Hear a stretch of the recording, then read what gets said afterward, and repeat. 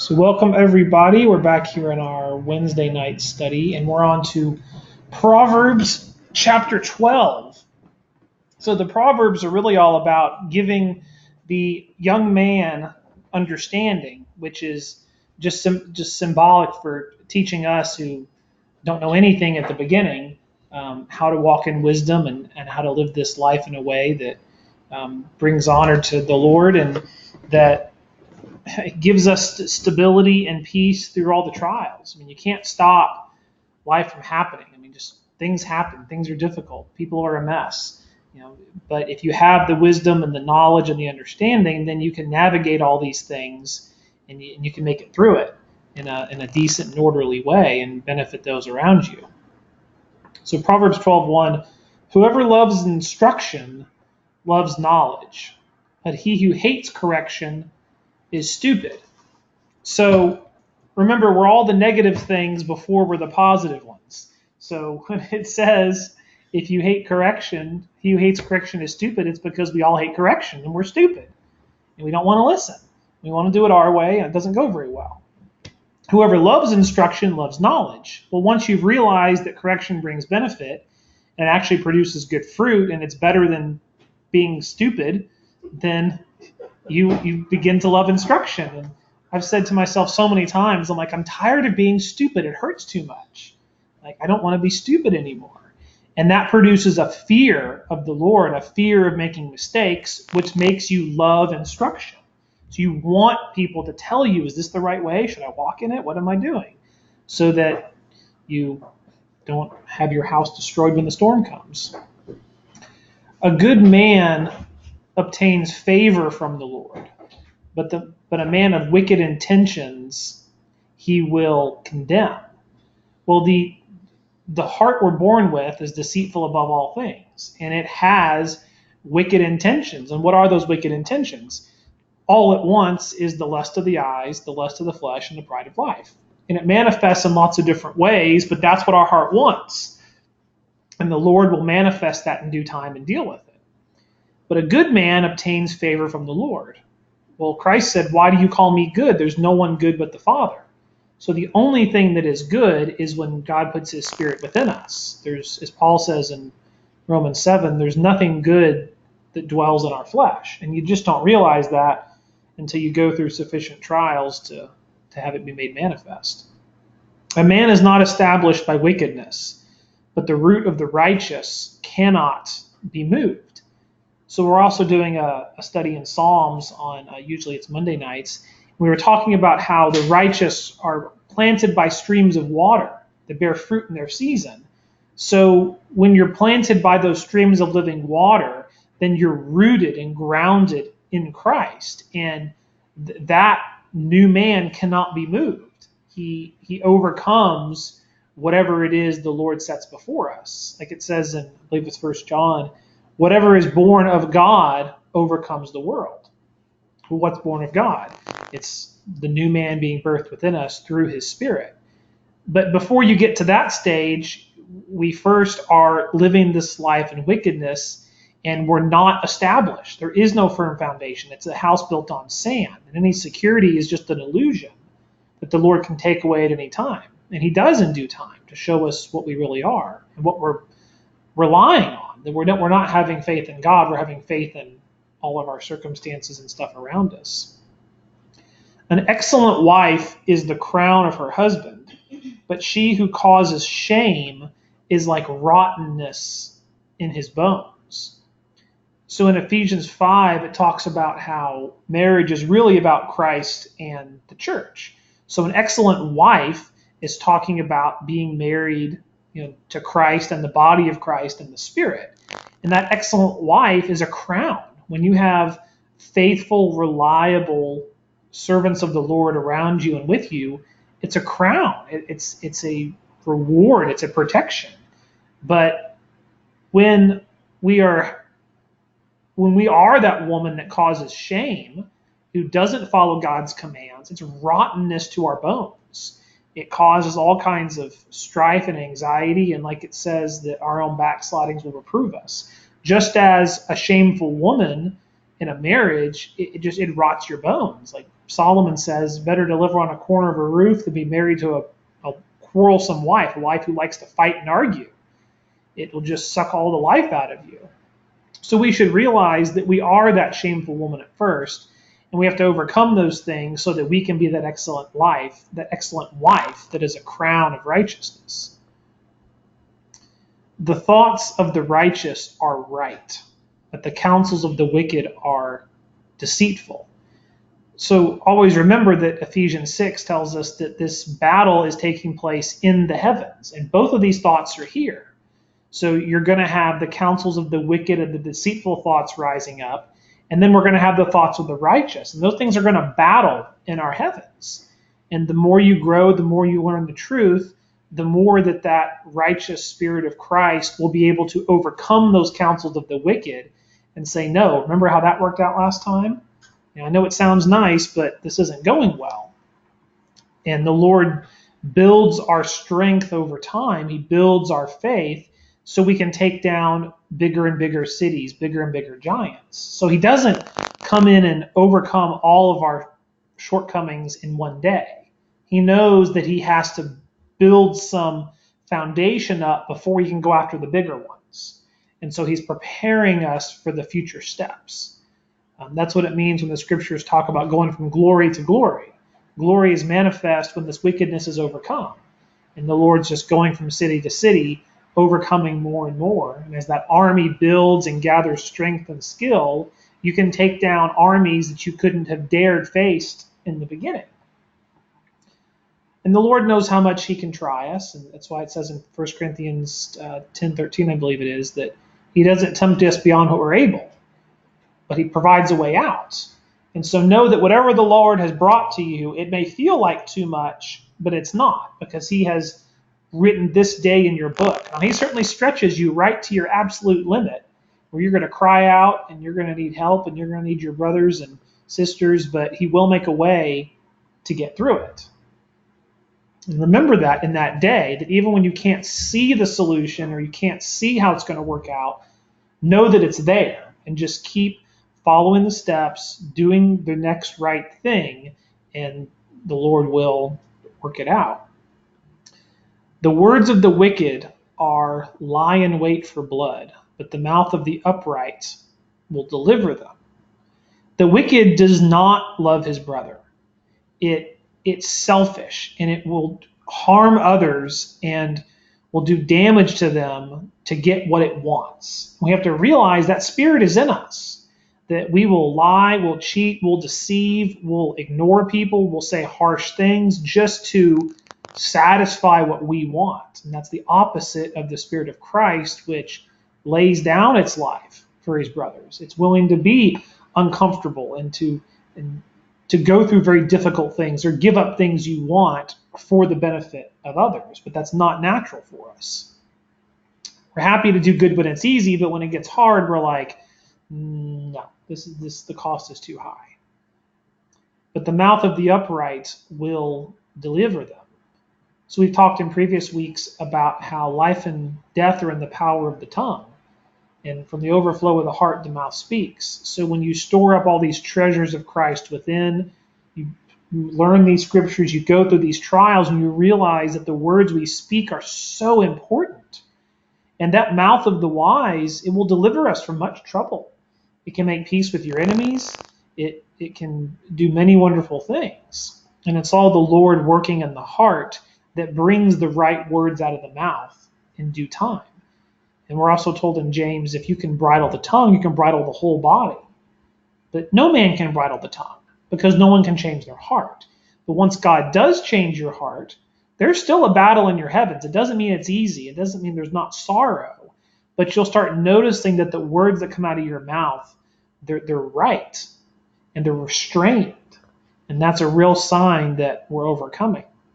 So don't be discouraged if there's still a battle raging. Be encouraged if you're able to hold your tongue, suffer through it in silence, and do the things you're supposed to do, and then get out the other side without transgressing with your lips. I mean, sometimes just being quiet is a tremendous accomplishment when things get really, really hard. The wicked are overthrown and are no more, but the house of the righteous will stand. Well, the wicked, it's all the old ways, it's all the old thoughts. Those are not going to last. And we have to know the end of all those things. They're never going to last till the end. The house of the righteous will stand. This is the same thing as saying your house is built upon the rock. So if you notice, there's this same pattern in the Proverbs over and over and over of telling us the righteous is going to stand, the wicked's going to fall. The righteous is going to prosper, the wicked's going to be judged. And why does it have to say it so many times? Because we need to be told it that many times. Because we're very easily discouraged. As soon as things don't go our way, we're ready to jump ship and abandon and leave the faith and go back to the old ways. But when you've got so many verses in your head reminding you, that's not going to last, that's not going to stand, that's going to be judged, all that floods into your mind, and now that is bigger than the fear that's driving you to the rebellion. And that's why it says faith comes by hearing and hearing by the word of God. You get so full of these things that you don't regard the physical circumstances much. You're like, what does God tell me to do? How am I supposed to conduct myself in this? And that's what I'm going to do regardless of the outcome. And once you have that mindset, people can't talk you out of obedience. No matter all their threats and, well, this is going to happen and that's going to happen, and that person's going to leave you and do this to you, you're like, I don't care. I fear God more than you. And he told me this is how it's going to work out if I do it the wrong way. And that's a real sign of faith, is when people can persecute you and ridicule you for doing what is right, and you still stand on it.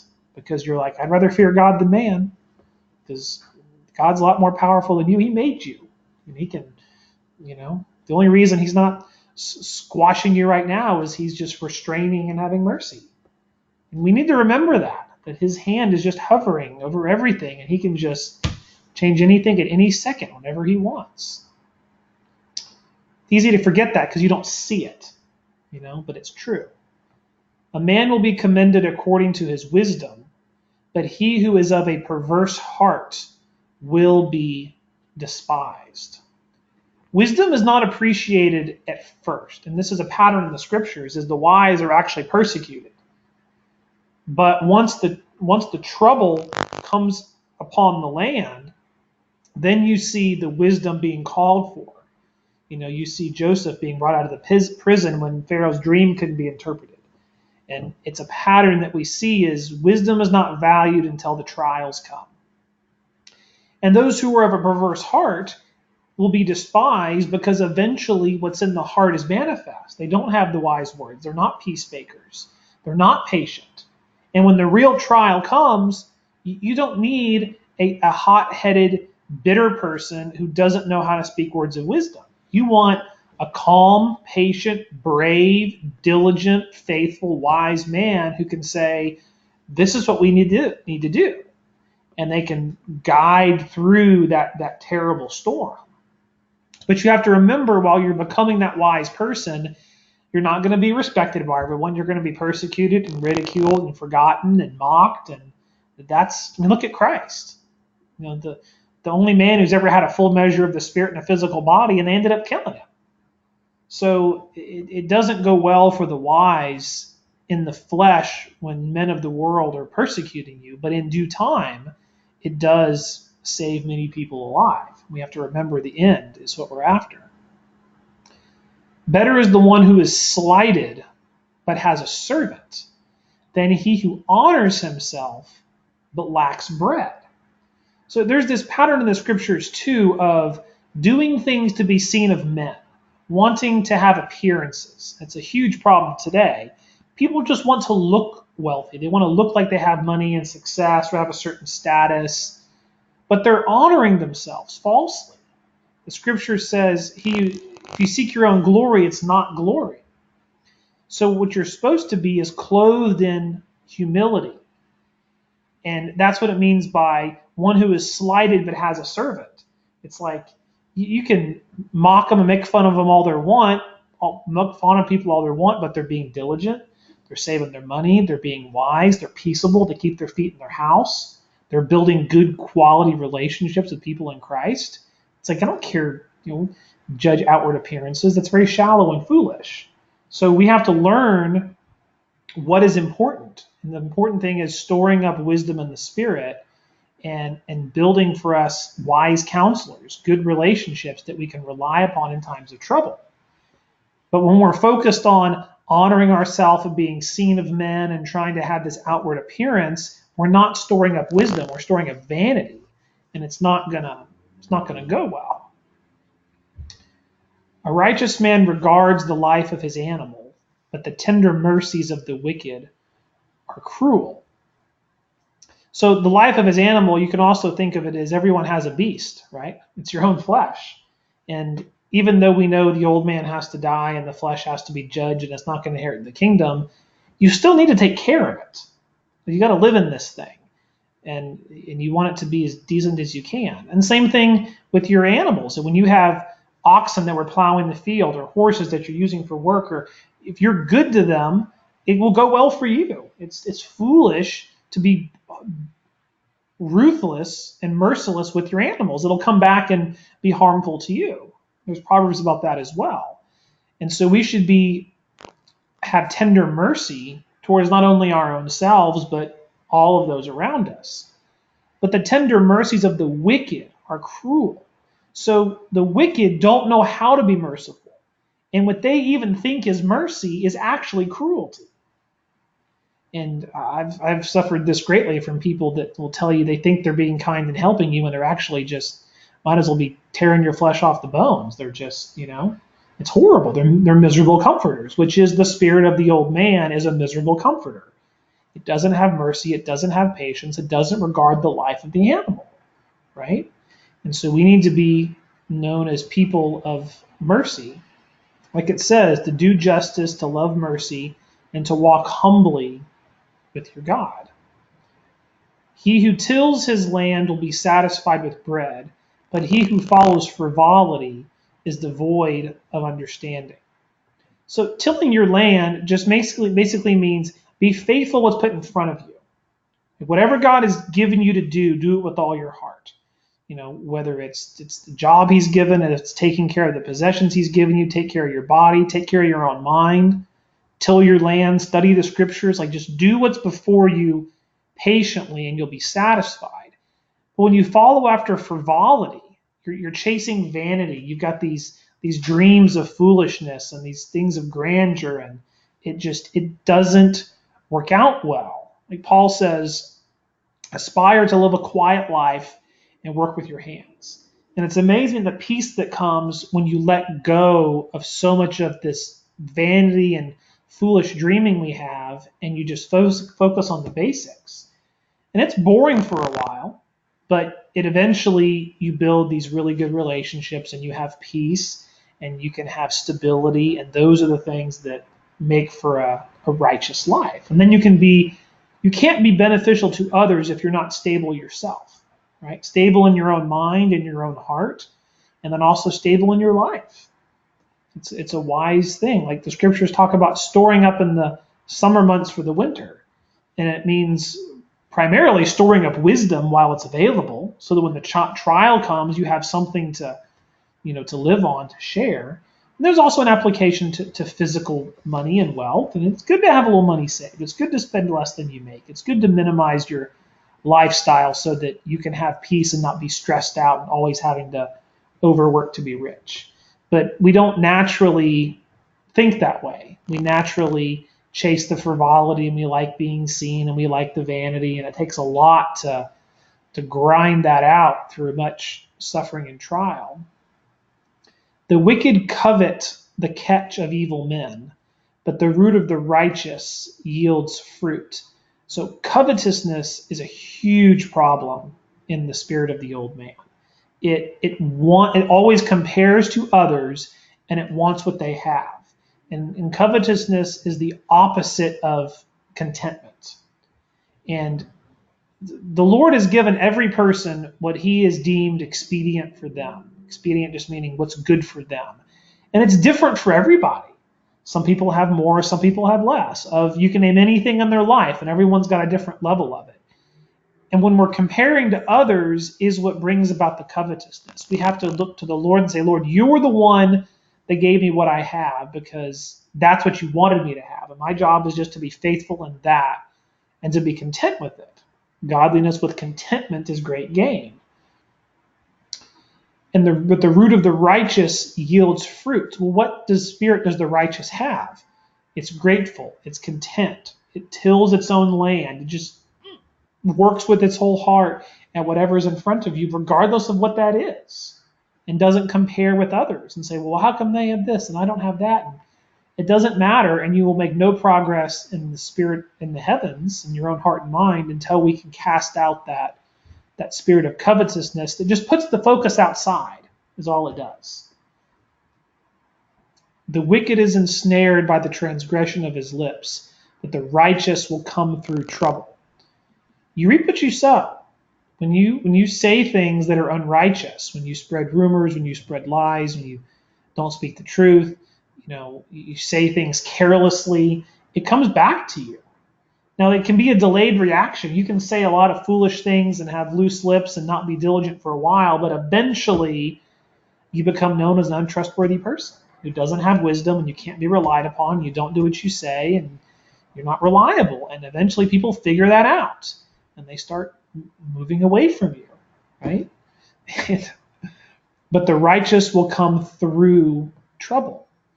Well, why? Because wisdom is a defense as money is a defense.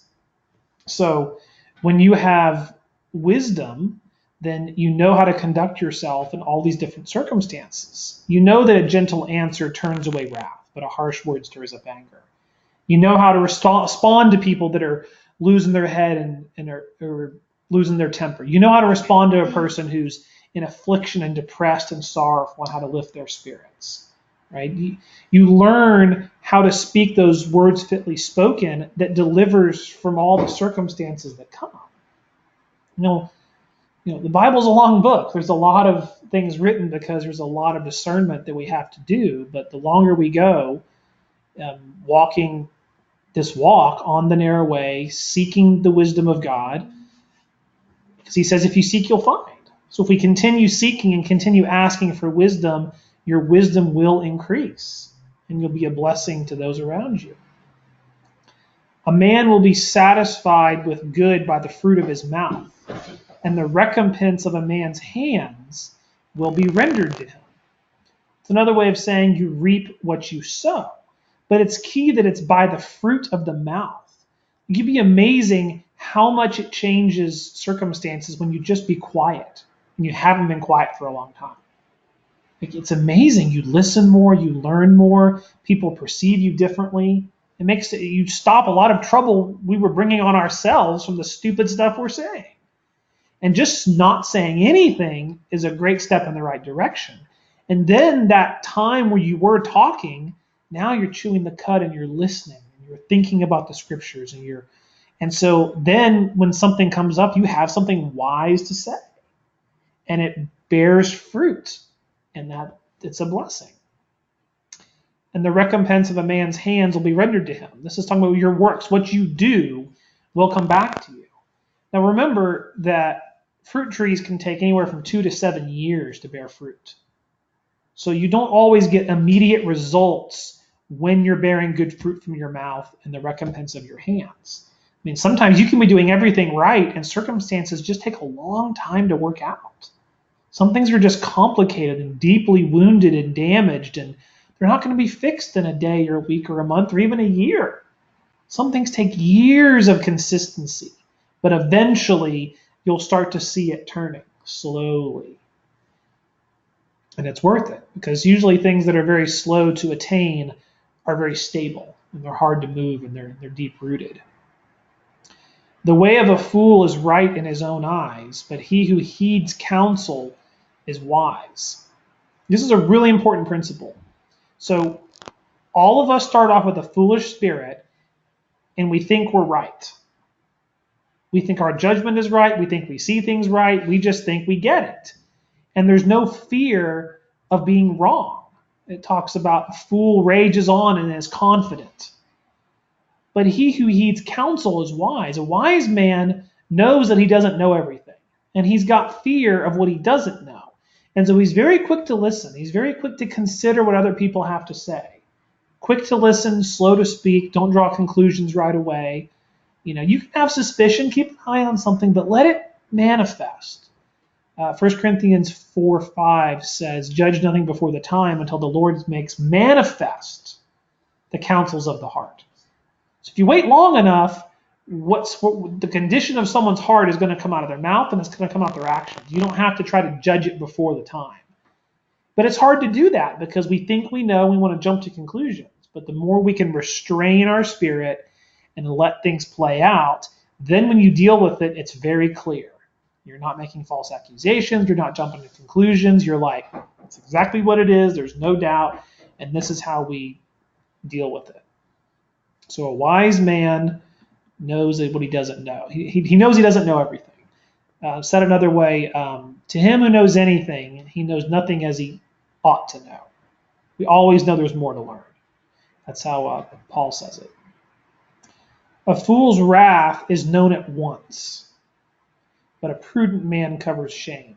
So the spirit of the fool is as soon as he feels anger, it's immediately manifest, right? It comes out of their mouth, it comes out of their actions. It's very obvious. And we all start off that way. And everyone is naturally, look at little kids, how quickly they get upset, how quickly they get angry. They have no self-control.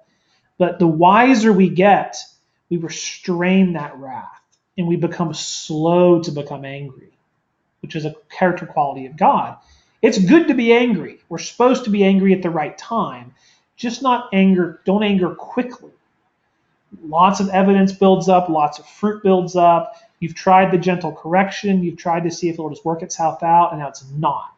Okay, now's the place for righteous anger and possibly a sharp word to deal with it.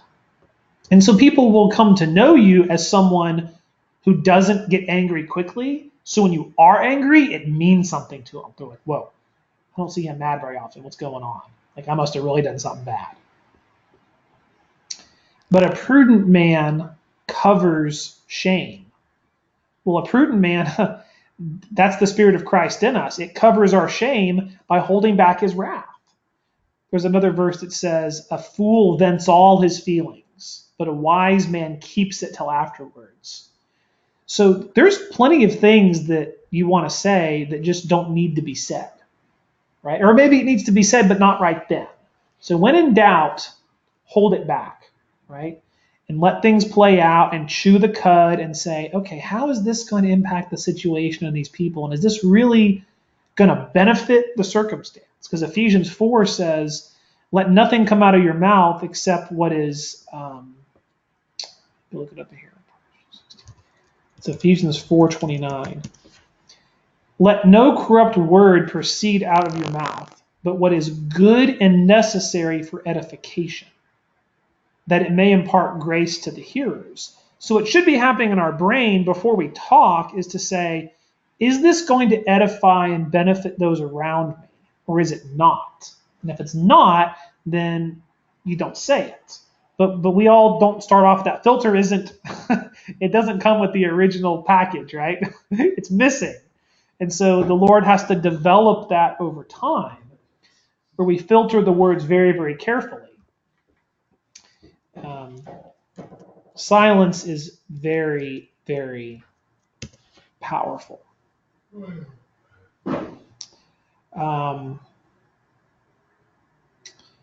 Proverbs 12:17, he who speaks truth declares righteousness, but a false witness, deceit. So when you speak truth, that is how you produce righteousness, right? Both in ourselves and in others. I mean, how do you have kids become more righteous? You speak the truth to them, right? If you're speaking lies to them and deceit to them and not laying a pure foundation for them, then they're not going to be righteous children. They're not going to grow up into the Lord, right? So that's why the words that we speak are so important, because we're either spreading knowledge and we're spreading wisdom. I mean, imagine every time you talk, like seeds are going out of your mouth, and what's going to grow? It's going to grow something. It's either going to grow thorns and briars and weeds and a big old mess you've got to go clean up later, or it's going to grow a bunch of beautiful fruit trees that you can go sit under and eat on for years to come.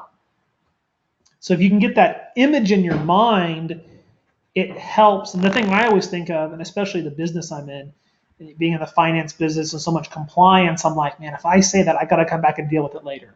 If I write that word, I got to deal with it later. And so you really want to be careful, because undoing those things it's hard. And the farther you move in life, and the more respect you get, and the more people you're around, and the more important your words become, because you're held to a higher judgment. The more people don't expect a lot from a little kid, right? But the older you get, they expect more and more and more from you. Last verse here, we're going to stop here for the night. Proverbs 12:18. There is one who speaks like the piercings of a sword, but the tongue of a wise promotes health. The tongue, it can be the most comforting and soothing and life-giving thing to people, or it can absolutely destroy someone. And we have to realize that our words can be like stabbing someone with a sword. It can be that painful. You can just destroy someone's spirit, their encouragement. And so we have to be aware that the tongue is that powerful. But the tongue of the wise promotes health. Well, the wise, they're quick to listen. They consider other people's circumstances. They meditate on, how do the words that I speak impact those around me? And you watch people, when you see their expressions on their face and how it impacts them, you're like, oh my goodness, what I just said really hurt them. Or wow, what I just said really encouraged them. I want to pay attention to that. That was a big deal for them. But the foolish man is not very aware of those around him. He's very caught up in his own selfish thoughts, and he's in his own head. He's not attentive to everyone else. And it takes labor in our heavens and work to suppress our own selfish thoughts and try to be attentive to everyone around us, to consider those around us better than us, and to put their needs before ours. And when we think like that, that's the tongue of the wise, and it makes people healthy, and they grow and prosper, and it produces very good fruit over time. So we're going to stop there at verse 18, and we'll pick up in verse 19 next week. So if anybody wants to ask anything or add something, go right ahead.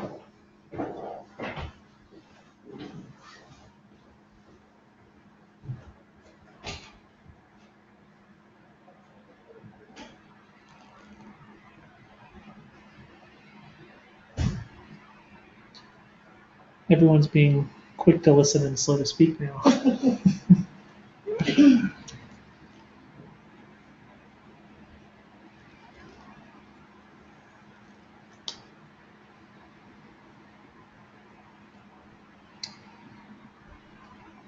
Anybody have anything they want to say?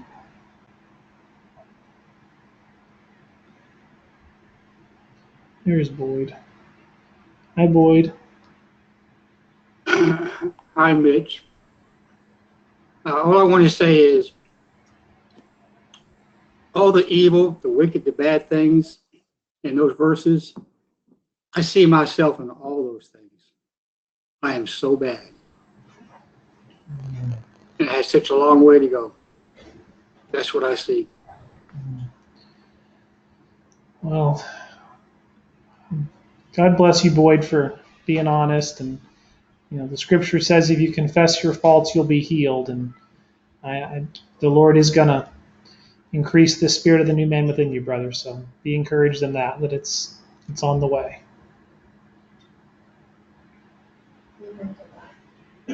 Yeah. That's what I'm afraid of. Yeah. Oh. Chastening's not pleasant for the moment, but it does reap the peaceable fruit of righteousness. It does. And we're here to hold each other up through the process. There's Sonny.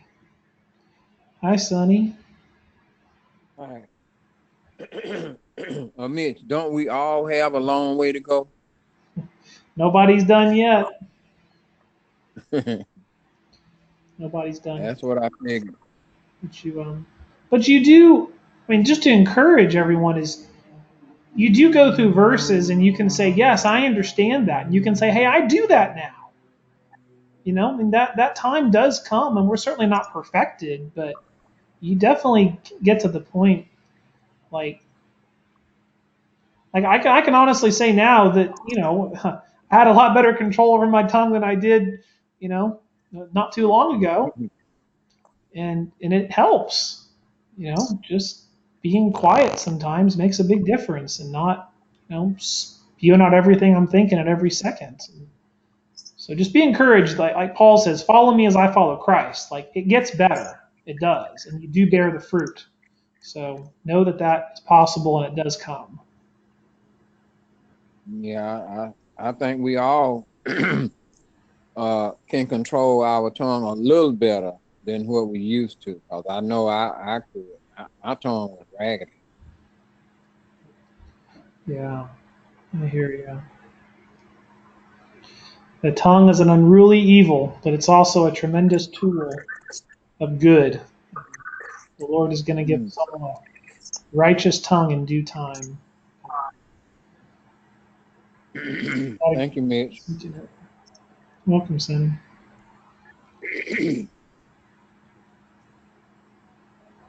Thank you for the word of God. Welcome. So I'm going to mute everybody here so y'all can greet each other. And may God bless the body of Christ. Amen, son. Hi, Shar.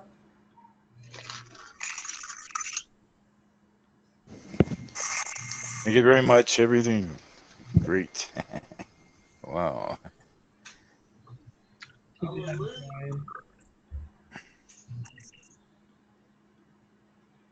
Excellent study. Praise the Lord. That's He's getting us there little by little.